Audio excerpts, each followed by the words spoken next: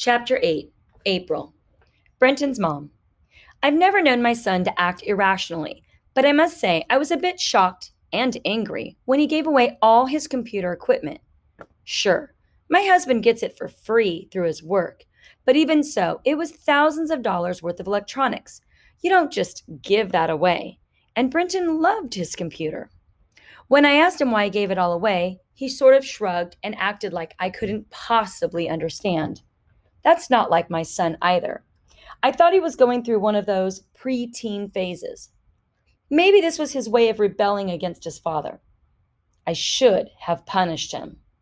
Should have. You can always say that, can't you?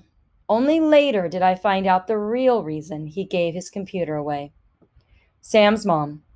I went upstairs to change the sheets one day, and there was this fancy computer system sitting on Sam's desk. It was much nicer than the old PC we got from the Air Force. I asked him where he got it, and he said Brenton gave it to him. Well, that didn't sound right. You don't just give somebody something like that. I told Sam he had to give it back, but he said Brenton's father got lots of free computers, and he insisted that Brenton didn't want it. I called up Mrs. Demachi, and she said it was true. She didn't know why Brenton didn't want it anymore. We figured boys will be boys. Sam. My dad and I had a pretty hot game. My plan from the opening was to get my pieces out in a good square as soon as I could. I did that. And Dad actually made a few blunders. He let his rook get caught in front of his pawn so they couldn't advance. By the time we reached the middle game, I was 2 pawns ahead. So I brought out my queen and I let her have the run of the board. Dad always told me that one of the best forms of defense is to attack. So I did. After I captured his rook, he offered to call it a draw. I could have gone for the win, but I guess I didn't have that killer instinct yet. But I had my first draw. Dad said I wasn't just a wood pusher anymore. That's what you call a weak player, a wood pusher. We started another game. Miss Rasmussen. There were all kinds of rumors swirling around, and I wasn't sure how to handle them. You don't want to punish students based on some silly gossip in the school paper or what somebody wrote in a bathroom stall. I was talking about it in the teacher's lounge, and one of the other teachers suggested that I give the class a surprise test. That would tell me how much the students were remembering from their homework.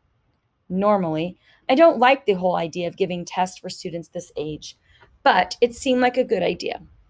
I made up a multiple choice test that covered just about everything we had studied all year: the solar system, the explorers, Arizona's geography, everything. The children were a little surprised when I sprung it on them, to say the least. Sam. It was totally unfair, I thought.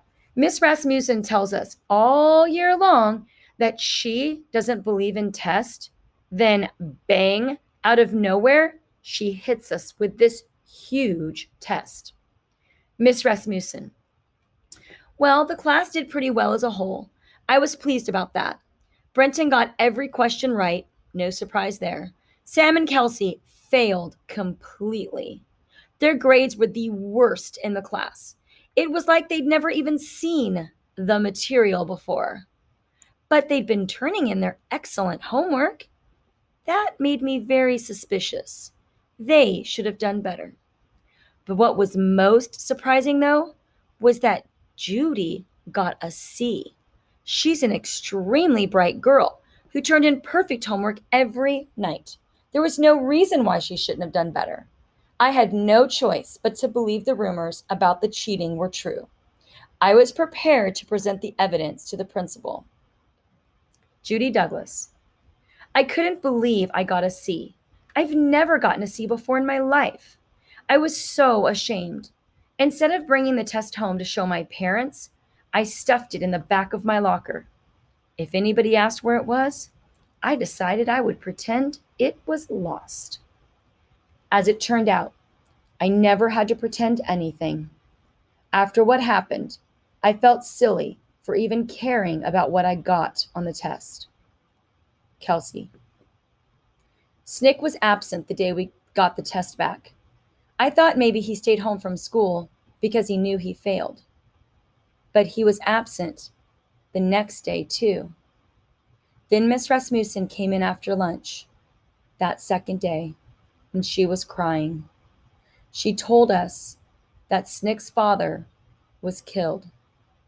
I started crying too. I know what it's like to lose your dad. Sam, I'd rather not talk about what happened to my dad. Is that okay? Miss Rasmussen, I was told that Sam's father was driving an armored vehicle with 3 other soldiers and it was ambushed in the middle of the night. Sam's father and the soldier sitting next to him in the front seat were killed. The other 2 soldiers in the back were severely injured. It was a horrible tragedy, the kind you simply can't prepare for. Sam wasn't the only child upset. Kelsey had lost her father when she was younger, and she was distraught. Counselors were brought in to help us all get over our grief. We made cards. We gave Sam lots of hugs when he came back to school. What else could we do? It's not like a wound that'll heal in time. Judy, Brenton and I were very careful about what we said to Snick after his father was killed. He knew how we felt about the war.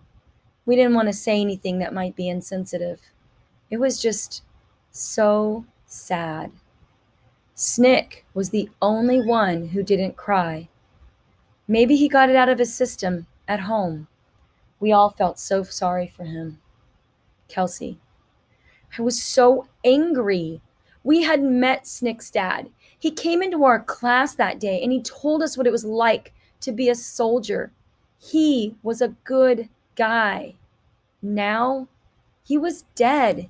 And for what? It wasn't like it was World War II when America had to save the world from Hitler. It was more like Vietnam. It was a war for nothing. And Snick's dad died for nothing, just like my dad died for nothing when I was little. It was stupid, and I couldn't stop crying. It was like the world stopped turning. Sam, Dad and I were in the middle of a game when it happened. I just let the pieces sit there on the squares where they were. I'll never move them ever. I don't know if there's an afterlife, but if there is, someday my dad and I will finish that chess game. Miss Rasmussen. It was a difficult time for everyone that first week after we got the news, especially for Sam and his mother. Mr. Dawkins' remains were flown back home for a few days later. Just about everyone in the school attended the funeral. After what happened, I couldn't bring myself to go to the principal with my suspicions of cheating. I just couldn't do it. It was getting close to the end of the year. For better or worse, I decided to let it slide. Judy, I thought that we wouldn't use Belch after Snick's dad had died. It would have been rude to go over to his house at a time like that. But Snick invited us all over. He needed the company, I guess. And we were all addicted to Belch at that point. Sam's mom. It was an awful time for us after my husband died, of course. But people were so wonderful, coming around to see if we were okay, cooking us dinner and so on. Sam's friend Brenton and Judy and Kelsey came over every day after school and worked on their homework together up in his room. One day I walked in without knocking, and they all looked at me like I'd caught them doing something wrong. But they were just using the computer that Brenton had given Sam. I backed out of there and let them alone. Judy, after the funeral, there are lots of outsiders around. I don't just mean tourists. I'm talking about official-looking guys with suits or military uniforms. It was creepy. One day I was riding my bike and one of these guys stopped me. He didn't say anything about Snick's dad. He started asking me questions about computers. My parents always warned me to be careful around strangers. I yelled at the man and told him to leave me alone or I'd scream. I pedaled away as fast as I could go. Now I was really paranoid. The police or the FBI were after us for sure. Kelsey, Snick was depressed because of his dad, and who could blame him? Brenton's head was up in the clouds somewhere, like always, and Judy was a basket case. I was worried about her the most. She claimed that some weird guy stopped her on the street and he was probably an FBI agent. I thought that maybe she was hallucinating. I mean, that girl can't deal with stress. Well, somebody had to take charge. So I called a meeting. Yeah, me, at my house, the four of us. We had a long talk. There were so many things we had to talk about. First, I reminded them all that Belch was supposed to make our lives easier. But with all the problems and worrying, it made everything harder. We were spending more time worrying about Belch and trying to keep it a secret than we would have if we'd have just did our stupid homework without the machine. I reminded them all that we had a pact to keep our secret and that one of us must have spilled the beans. Which one was it? I knew it wasn't me. They all looked at each other for a long time. Judy said it wasn't her, and Snick said it wasn't him. We all looked at Brenton. He just looked down and said real quietly, "It was me. I'm sorry." Brenton. I guess I can admit this now. I was the one who called in the tip to the police hotline, and I leaked the item to the school newspaper. This is what I told them, and it was the truth. I had given it a lot of thought. It may not have been morally wrong for me to use Belch for my homework, but it was probably morally wrong for Snick and Kelsey because they were using it as a crutch. It was morally wrong for me to break the agreement we had made, but it was also morally wrong for me not to break it and let them continue using Belch. It was a lose-lose situation. In the long run, it would have been better for Snick and Kelsey to do their own homework, but I didn't have the courage to confront them directly. In that regard, I'm a coward. Sam. I couldn't believe it. How could he do that to us? Judy. I thought I was going to pass out. My life was over. Kelsey. I thought Snick and Judy were going to kill him. They were so mad. I told them they were being stupid. What was done was done. Brenton made the machine. He could do anything he wanted with it. It was our own fault. There's nothing we could do about it now. Even if Brenton hadn't told anyone, somebody would have found out eventually. I threw my arm around him and I told him, I forgive him. Sam. We had a lot of angry words, but what was done was done. We decided we had to decide what to do next. Should we turn ourselves in? Run away from home? For the time being, we decided to stop using Belch and hope the whole thing blew over. Kelsey. I called Judy that night. I had to say something else that had been on my mind for a long time. And it was so obvious that it was ridiculous. I told her that she liked Brenton and Brenton liked her. They might as well come out in the open about it. Well, she denied it, of course. She said I was crazy and I didn't care. I knew I was right.